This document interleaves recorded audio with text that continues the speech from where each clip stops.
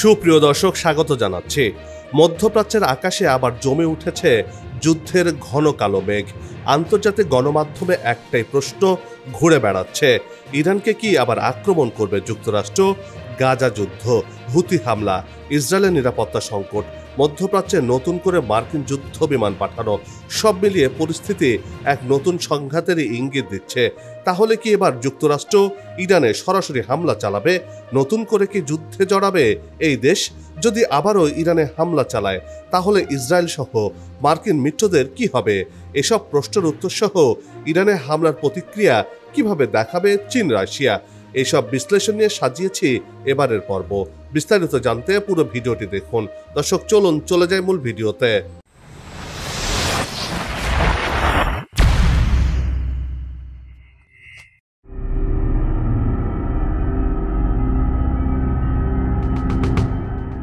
Iran বহু বছর ধরে যুক্তরাষ্ট্রের নেতৃত্বাধীন পশ্চিমা নিষেধাজ্ঞার মোকাবেলা করছে।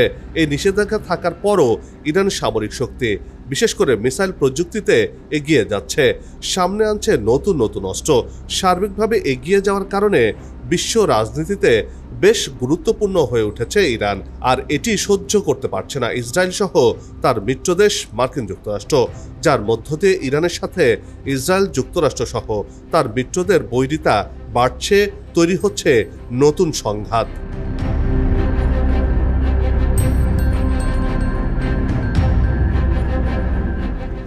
সম্প্রতি ইরান ও আমেরিকার মধ্যে নতুন করে উত্তেজনা বাড়তে শুরু করেছে। মার্কিন প্রশাসনের দাবি, ইরান তার ইউরেনিয়াম সমৃদ্ধকরণের হার শান্তিপূর্ণ সীমা অতিক্রম করেছে। মার্কিন গোয়েন্দা প্রতিবেদনে বলা হয়, তেহরান গোপনে কিছু ভূগর্ভস্থ স্থাপনায় উচ্চ মাত্রার ইউরেনিয়াম উৎপাদন করছে, যেগুলো দিয়ে তারা যে কোনো সময় পারমাণবিক অস্ত্র তৈরি করতে পারবে। ইরান অবশ্য এই অভিযোগ অস্বীকার করে আসছে। ইরান জানিয়েছে তারা কেবল বিদ্যুৎ উৎপাদন, চিকিৎসা, বৈজ্ঞানিক গবেষণার কাজে সমৃদ্ধ ইউরেনিয়াম ব্যবহার করবে এবং সেটি করছে।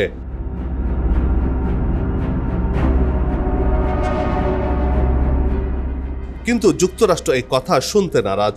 তাদের কথা হলো, এই অজুহাত তারা আগেও শুনেছে, আর এখন সময় নষ্ট করা যাবে না।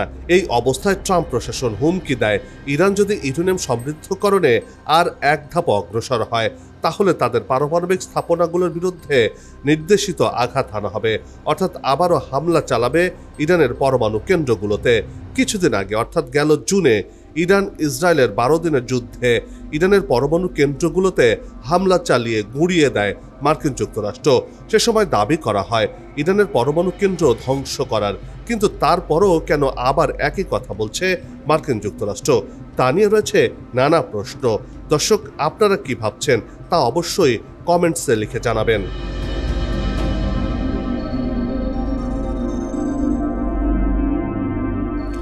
মধ্যপ্রাচ্যে ঝাঁকে ঝাঁকে জঙ্গি বিমান আর ট্যাঙ্কার বিমানও পাঠিয়েছে যুক্তরাষ্ট্র।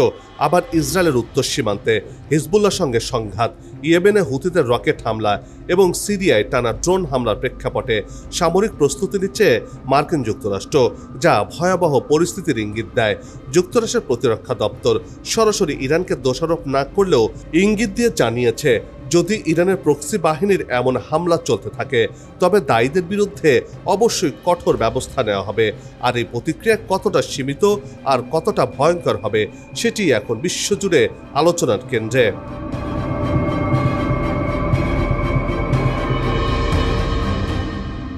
অন্যদিকে ইরান তার অবস্থান স্পষ্ট করেছে। তারা বলেছে, যুক্তরাষ্ট্রের যে কোনো আগ্রাসনের জবাব অপ্রত্যাশিত ও বহুভাবে দেয়া হবে।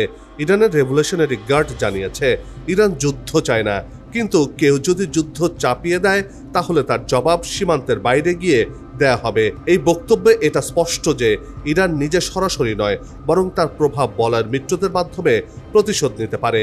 হিজবুল্লাহ, হাশদ আল সাবি, হুতি বিদ্রোহী এবং সিরিয়ার মিত্র গোষ্ঠীগুলো এক্ষেত্রে তাদের বড় অস্ত্র হতে পারে, কেননা পশ্চিমাদের ধারণা এসব যোদ্ধারা ইরানের প্রক্সি বাহিনী হিসেবে কাজ করছে।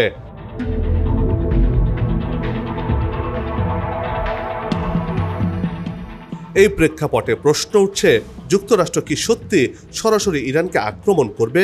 ইতিহাস বলে এমন হুমকি নতুন নয়। 2018 সালে যখন যুক্তরাষ্ট্র ইরান পারমাণবিক চুক্তি থেকে সরে আসে, তখন থেকেই দুই দেশের সম্পর্ক শত্রুতার নতুন স্তরে উঠে যায়। 2020 সালের জানুয়ারিতে ইরানি জেনারেল কাসেম সোলাইমানিকে হত্যার পর ইরান যুক্তরাষ্ট্রের ঘাঁটিতে পাল্টা ক্ষেপণাস্ত্র হামলা চালায়। এরপর দুপক্ষই কিছুটা ঠান্ডা অবস্থায় ফিরে গেলেও ছায়াযুদ্ধ বন্ধ হয়নি। সিরিয়া ও ইরাকে মার্কিন ঘাঁটিতে ড্রোন হামলা, পারস্য উপসাগরে ট্যাঙ্কার আটক এবং ইরানি নৌবাহিনীর উপস্থিতি সবই ইঙ্গিত দেয় যে দুই দেশ কখনো প্রকৃত অর্থে শান্তির ধারে কাছেই নেই।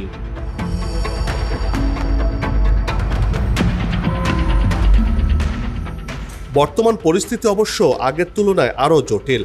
গাজায় ইসরায়েলি অভিযানের পর থেকে ইরানের মিত্র গোষ্ঠীগুলো আরও সক্রিয় হয়েছে। হুতিদের রেড সি অবরোধ, হিজবুল্লাহর সীমান্ত সংঘর্ষ এবং ইরাকের মিলিশিয়া বাহিনীদের হামলা সবকিছু মিলিয়ে যুক্তরাষ্ট্র ও ইসরায়েল এখন তীব্র চাপের মুখে রয়েছে। ট্রাম্প প্রশাসনের কর্মকর্তারা বলছেন, ইরান এই হামলাগুলোকে উৎসাহ দিচ্ছে, অর্থায়ন করছে এবং অস্ত্র সরবরাহ করছে। তাই ওয়াশিংটনের নীতি নির্ধারকেরা মনে করছেন, সরাসরি আক্রমণ না করলে ইরানকে কখনো থামানো যাবে না।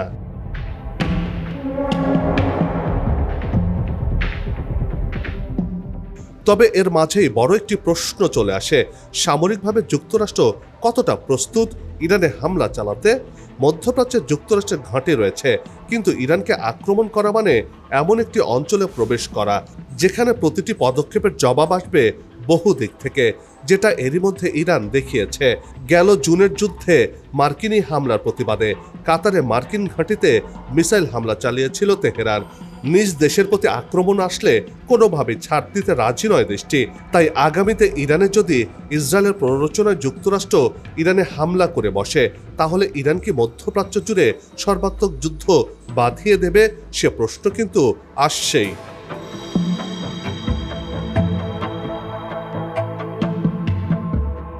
ইরানের রয়েছে বিশাল ব্যালিস্টিক ক্ষেপণাস্ত্র ভান্ডার, শক্তিশালী ড্রোন ইউনিট এবং হাজার হাজার প্রশিক্ষিত রেভলিউশনারি গার্ড সদস্য।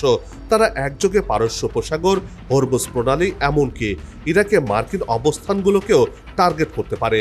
ফলে যুক্তরাষ্ট্র যদি ইরানে আঘাত হানে, সেটি কখনোই একমুখী যুদ্ধ হবে না, বরং হবে এটি আঞ্চলিক সংঘাত, যার মাধ্যমে গোটা মধ্যপ্রাচ্যে যুদ্ধ ছড়িয়ে যেতে পারে বলে ধারণা করা হচ্ছে।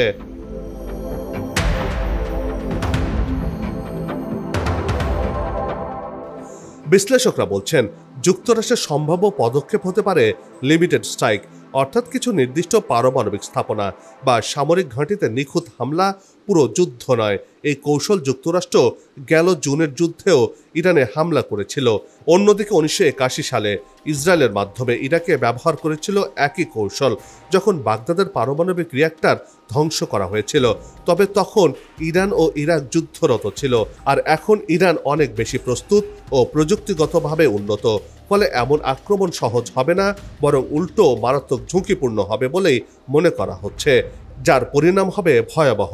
বিশেষ করে মধ্যপ্রাচ্যে মার্কিনীদের মিত্র ইসরায়েলের ঘুম হারাম হয়ে যেতে পারে বলেও মনে করছেন বিশ্লেষকরা।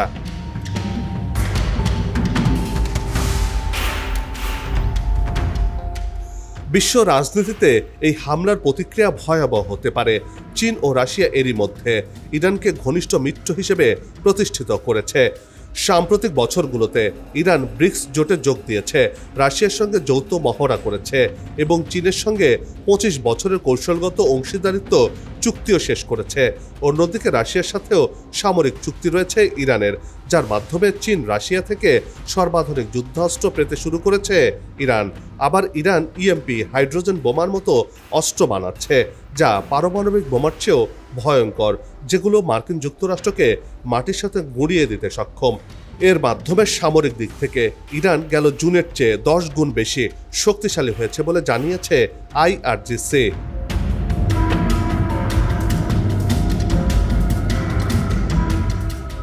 এই পরিস্থিতিতে যুক্তরাষ্ট্র যদি আবারও আক্রমণ চালায়, তাহলে দুই পরাশক্তি সামরিক যুদ্ধক্ষেত্রে না নামলেও কূটনৈতিকভাবে ও প্রযুক্তিগতভাবে ইরানকে সহায়তা করতে পারে। এমনকি গোপনে রাশিয়া থেকে এবং চীন থেকে ইরানে অস্ত্র সরবরাহ হতে পারে। বাদ যাবে না এক্ষেত্রে উত্তর কোরিয়াও ইরানে অস্ত্র সরবরাহ করতে পারে। এতে যুদ্ধের ক্ষেত্র আন্তর্জাতিক পর্যায়ে ছড়িয়ে পড়বে, বড় চাপে পড়বে মার্কিন যুক্তরাষ্ট্র। বিশেষজ্ঞরা বলছেন ইরানে হামলা চালানোর মাধ্যমে নিজের বিপদ ডেকে আনবেন মিস্টার ট্রাম্প। অন্যদিকে ইউরোপীয় দেশগুলো ইরানের সামরিক হামলার বিপক্ষে। তারা এখনো বিশ্বাস করে কূটনৈতিক পথে ইরানের পারমাণবিক কর্মসূচি নিয়ন্ত্রণ সম্ভব।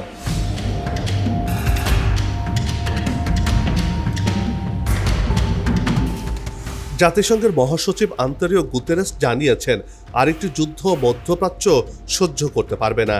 গাজা, লেবানন, ইয়েমেন, সিরিয়া এই 4টি সংঘাত একসঙ্গে চলছে, আর তার মধ্যে নতুন আগুনের অর্থ হবে বৈশ্বিক সংকট। এমনকি সৌদি আরবও এখন ইরানের সঙ্গে সম্পর্ক স্বাভাবিক করেছে। অন্যদিকে ইরান মধ্যপ্রাচ্য সহ সব মুসলিম দেশগুলোর সাথে সম্পর্ক আগের চেয়ে ভালো করেছে। ফলে যুক্তরাষ্ট্রের জন্য আঞ্চলিক সমর্থন পাওয়া কঠিন হবে বলে মনে করছেন বিশ্লেষকরা।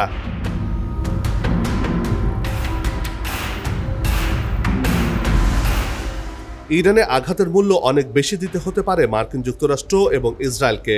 মধ্যপ্রাচ্যের তেলের বাজার ভয়াবহভাবে অস্থিতিশীল হয়ে পড়বে। হরমুজ প্রণালী, যেখান দিয়ে বিশ্বের প্রায় 20% তেল পরিবাহিত হয় ইরানের নিয়ন্ত্রণে, যুদ্ধ শুরু হলে ইরান সহজে সেই পথ বন্ধ করে দিতে পারে। ফলে তেলের দাম আকাশ ছোঁয়া হবে। বৈশ্বিক অর্থনীতি, বিশেষ করে উন্নয়নশীল দেশগুলো সবচেয়ে বেশি ক্ষতিগ্রস্ত হবে। যুক্তরাষ্ট্রের ঘাঁটিগুলো নিরাপদ থাকবে না।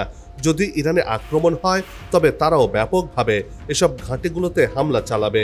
এমনকি সেই যুদ্ধে ইরানের প্রক্সি বাহিনীগুলো যোগ দেবে। এতে করে যুদ্ধ ভিন্ন দিকে মোড় নেবে। আন্তর্জাতিক রাজনীতিতে যুক্তরাষ্ট্রের ভাবমূর্তি প্রশ্নবিদ্ধ হবে, বিশেষ করে যদি হামলায় সাধারণ নাগরিক মারা যায় বা পারমাণবিক স্থাপনাগুলো থেকে রেডিয়েশন ছড়িয়ে পড়ে।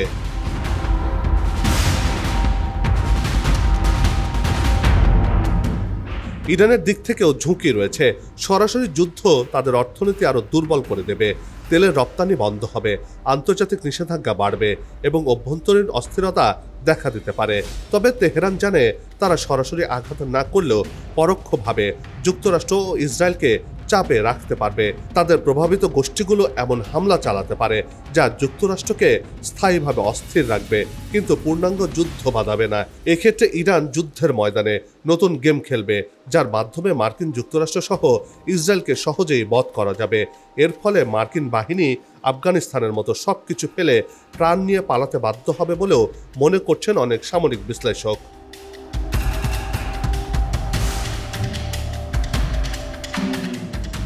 আর মধ্যপ্রাচ্যে আমেরিকার ভাড়াটে গুন্ডা। ইসরায়েলের অবস্থা আরও খারাপ হবে, কেননা গেল জুনের যুদ্ধে ইরানের মিসাইলের আঘাতে সব চুরমার হয়ে গেছে ইসরায়েলের। এমনকি তাদের গোয়েন্দা কার্যালয়ে বাদ যায়নি ইরানের মিসাইলের আঘাত থেকে। সুতরাং আগামীতে যদি যুক্তরাষ্ট্র ফের ইরানে হামলা করে তাহলে ইসরায়েলের মরণ নিশ্চিত হবে। মধ্যপ্রাচ্যের মানচিত্র থেকে ইসরায়েল চিরতরে মুছে যাবে বলেই মনে করছেন বিশ্লেষকরা। মরণের জন্য ইসরায়েল তার সীমা ছাড়িয়ে যাচ্ছে বলেও মনে করছেন তারা।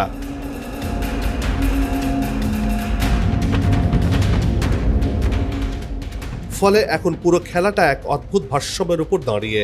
যুক্তরাষ্ট্র যুদ্ধ করতে চায় না, কিন্তু যুদ্ধের হুমকি দিয়ে রাখতে চায়।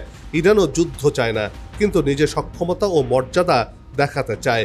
এই মনস্তাত্ত্বিক লড়াইয়ের মধ্যেই প্রতিদিন নতুন নতুন হুমকি, পাল্টা হুমকি, গোপন হামলা ও কূটনৈতিক বিবৃতি উঠে আসছে। এমন পরিস্থিতিতে একটি ভুল হিসাব, একটি ভুল মিসাইল বা ভুল ব্যাখ্যা করা গোয়েন্দা তথ্য যে কোনো বড় সংঘাতের জন্ম দিতে পারে।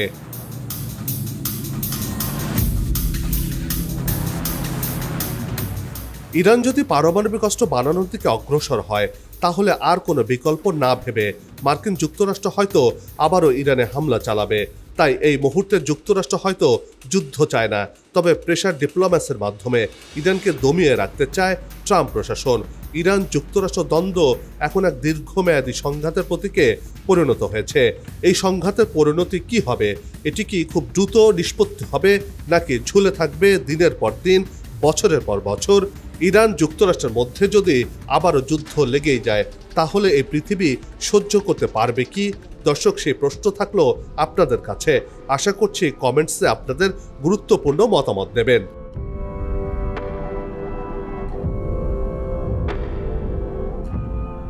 বন্ধ হোক যুদ্ধ, বিগ্রহ, হানাহানি, শান্তিময় হোক বিশ্ব, এমন প্রত্যাশা রেখে এই পর্ব থেকে বিদায় নিচ্ছে।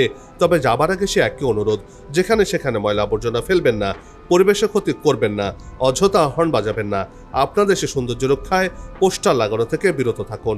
যদি চ্যানেলটিতে নতুন হয়ে থাকেন, ভিডিওটি ভালো লাগে, তাহলে চ্যানেলটি সাবস্ক্রাইব করে ভালোবাসায় আবদ্ধ করবেন। ভালো লাগা না লাগার বিষয়টি কমেন্টে লিখে জানাবেন।